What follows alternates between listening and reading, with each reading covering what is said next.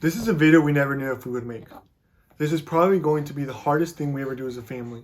Part of us wanted to keep Bentley's condition private, as if keeping it private would make it all go away. The news was very hard for us to process. It was tragic, and truly, it was kind of devastating. Our biggest fear was that people would find out Bentley's condition and they would go to Google. We understand people want to learn more, and we absolutely love that, but going to Google is not the place to go. Google has all the worst case situations for Bentley's condition. Trust us, we've read up on them during our long stay in the NICU, so we know. But the best place to get information is from new research that's coming out, as well as from Bentley's medical team, who has gotten all Bentley's information and done all the testing for him. He's a strong, brave little boy, and he's overcome so much already. That's why we decided that we wanted to release his condition, because we wanted to show how much Bentley has truly overcome. This is Bentley's story. On July 18th, 2019, I found out I was pregnant. We had just built a home, I had graduated and got a job, and we got pregnant the first month we tried. On September 6th, 2019, I got the results of an at-home blood test I did to find out our baby's gender. I was very skeptical, but did it anyways. I learned I was having a boy. On October 22nd, 2019, we had our first of 2 ultrasounds, but it was the only one where they really looked at gender. We were told we were having a girl, and I never told anyone about that blood test again. I thought I had contaminated it, and I couldn't believe I fell for an at-home product. On March 24th, 2020, we went to the hospital for a scheduled C-section due to a breech baby. Nobody knew our baby's name at the time. We welcomed our little babe at 8:15 a.m., weighing 5 pounds, 11.1 ounces, and 19 inches long. We filmed the birth, with permission, and we announced the name to the world, and we were enjoying all the newborn cuddles. That's when things took a turn. I was struggling to breastfeed, and our baby wasn't having the first poop. We were working with a lactation consultant who discovered that she thought she found a cleft palate on our baby. We decided we would hand express milk to feed to our child, but every time the milk would go in their mouth, they'd cry and panic. This was odd, but we were trying to work through it, not realizing this is the start of where things would go from picture perfect to a storm really quickly. Around this time, the doctor came by again and said everything sounded good, but our baby's lower half was very swollen. We didn't think anything of it. Neither of us changed any diapers, but we did notice that the legs of our child were very swollen. But my stomach was small when pregnant, and I figured that the child was really squished, and this was normal. I brought up the blood test that said boy to Josh, and a nurse overheard and asked so many questions about it. We didn't understand why, and it was slightly annoying, but we didn't think anything of it. At this point, Josh and I were looking at our child's fingers and toes, and we spotted something. 2 of the toes on each foot appeared slightly abnormal. I'll come back to that later. Feeding still wasn't going well, our baby still hadn't pooped, and around 11 p.m. was throwing up green bile. It was a long night of tests, and they determined our child needed more intervention. At around 2 a.m., we had to choose a NICU and have our baby transferred by ambulance. Josh and I talked and decided he would follow and I would stay admitted alone as I still wasn't discharged. At 5:45 a.m., the transport team arrived to go to Parkview NICU in Fort Wayne, an hour and a half away. Josh had to drive separately and FaceTime me once he arrived. Within 2 hours of arriving to the NICU, Josh got the first update. We FaceTimed and I took a screenshot to remember the time that my life changed forever. I still remember the first thing Josh said. They said our baby is a boy. We were sobbing on the phone. A boy? Why wouldn't anyone have told us that at the birthing hospital? Nobody even made mention this could be a possibility. We had just released our girl name. How are we supposed to go back and say, oh, just kidding, it's actually a boy? We were scared of what people would think and how they'd react. We had ultrasounds done, confirmed there were no female reproductive organs, and all male reproductive organs were present in our child. Postpartum hormones, mixed with the pain and trauma of having my child separated from me and us being in the NICU, left us in disbelief. I realize this sounds ridiculous, but we called our child Baby for 10 days. We were in denial that the baby we thought was a girl for over half of the pregnancy wasn't. I was mad. Not at myself, not at my child, but at the hospital, the nurses, and the doctors. Why? Why didn't somebody ever say their gender was being questioned? My doctor texted me a few days later and said, "Congrats on your baby boy," and that made things so much more confusing. In all reality, we still don't get it. We probably will never understand why nobody told us. I don't think we would have been so hurt if right at birth we would have found out it was a boy, or at least suspected boy, before we went announcing to the world that we had a girl. I mentioned we did a birth video. There's a part in there that we got, but obviously we'd never share. We originally didn't focus on this when we watched it, but looking at our pure naked child for the split second on the video before they went to clean him, there's no question that even with substantial swelling, it was a boy. We spent a few days in the NICU before coming up with the name, Bentley Ray, and we waited to share the name until the genetic test came back proving he was a boy. I hate saying this, but I think part of us still longed for a girl knowing we had so much girl stuff. We felt like we had let this baby down, not knowing. Anyways, back to the initial phone call. At 9:44 a.m., after learning our baby was a boy, Josh proceeded to say, they found a heart murmur and are going to do an echocardiogram. There is also a small left cataract, and our baby still isn't pooping. I was overwhelmed. That's when we also learned they ran a test for a genetic condition. This doctor had never seen it before, but recognized all of Bentley's features from his medical board exams and decided to run the test. The test came back 2 weeks later, confirming the presumptive diagnosis. In October, we did more genetic testing, and that took 2 months, which confirmed the exact genetic mutation. Bentley inherited 2 abnormal DHCR7 genes. It means he has the deficiency of an enzyme needed to metabolize cholesterol. Cholesterol is vital for development before and after birth and also throughout life. In December, on December 10th, we got the confirmation from the extensive testing confirming Bentley has Smith-Lemli-Opitz syndrome, also known as SLOS. Please don't get out of this video and turn to Google. The reason we waited to announce is to gain all the information we needed for Bentley. We want to be very transparent to raise awareness and truly be able to allow people to praise his successes alongside of us. His condition can range in outcomes. A lot of babies are miscarried or stillborn. Of the ones who survive, it can appear as a minor autism and sensory processing problem, with no other signs or symptoms. It can also be multiple organ failures. It's complete range.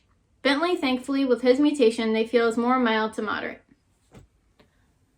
Remember when I said Josh and I noticed something off about his toes the day he was born? Bentley has 2-3 syndactyly on both feet. This just means that his second and third toes are slightly webbed together at the base. Honestly, it's pretty cute, and one of the most common things people with SLOS typically have. But wow, has that been hard to hide.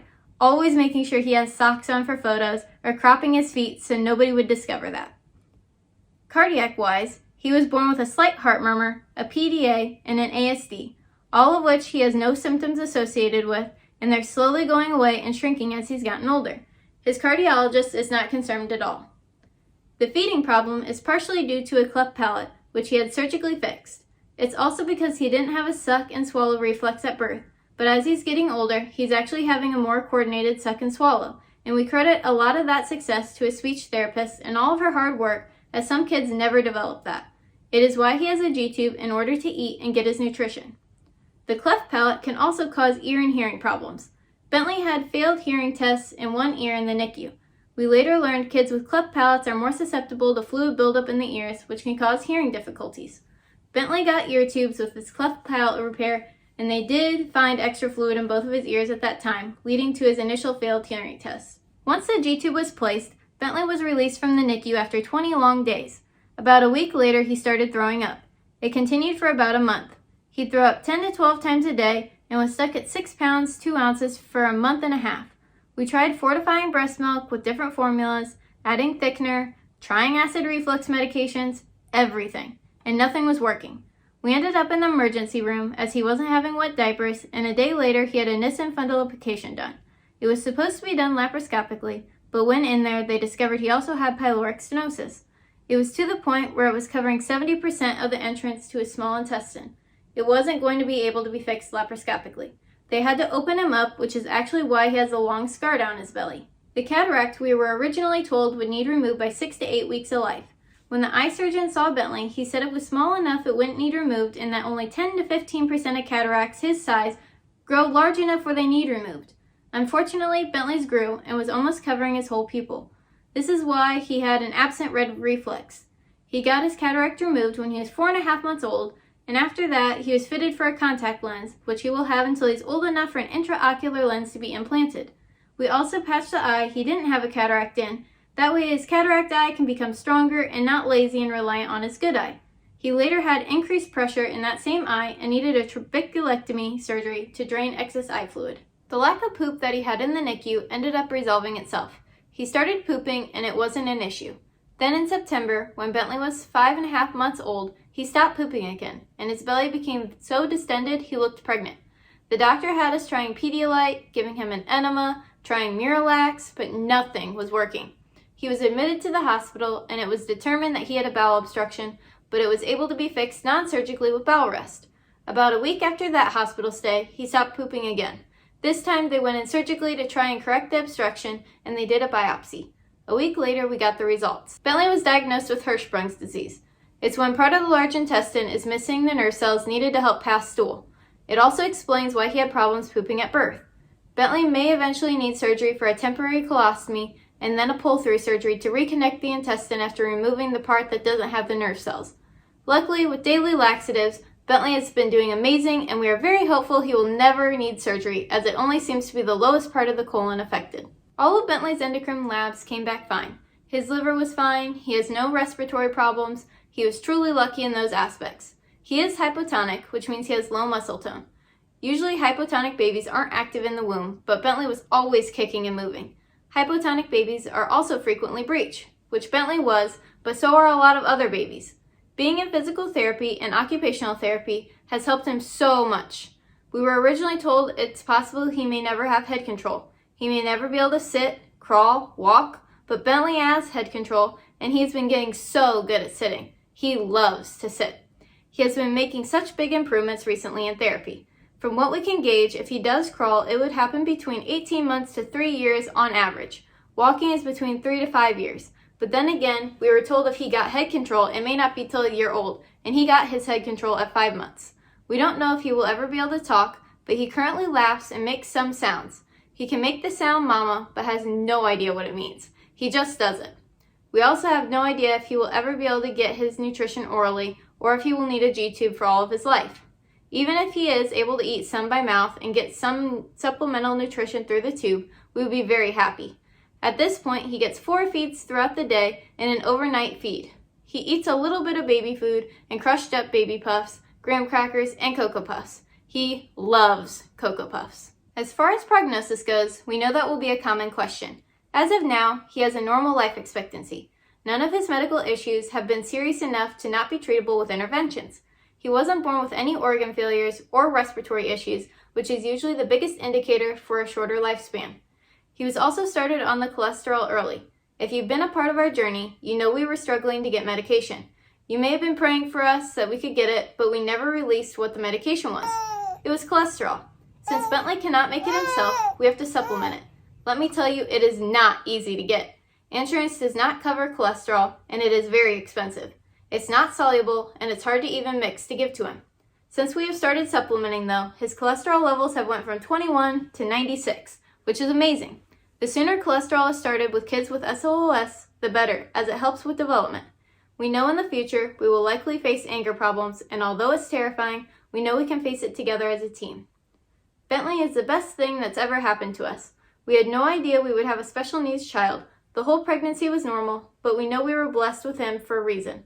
We have tried to use our situation to help others with special needs and raise awareness for G-tubes in kids in order to help normalize it. It's crazy the amount of looks we get when in public and he is feeding. We believe he is fearfully and wonderfully made. Every night we speak over him the same thing.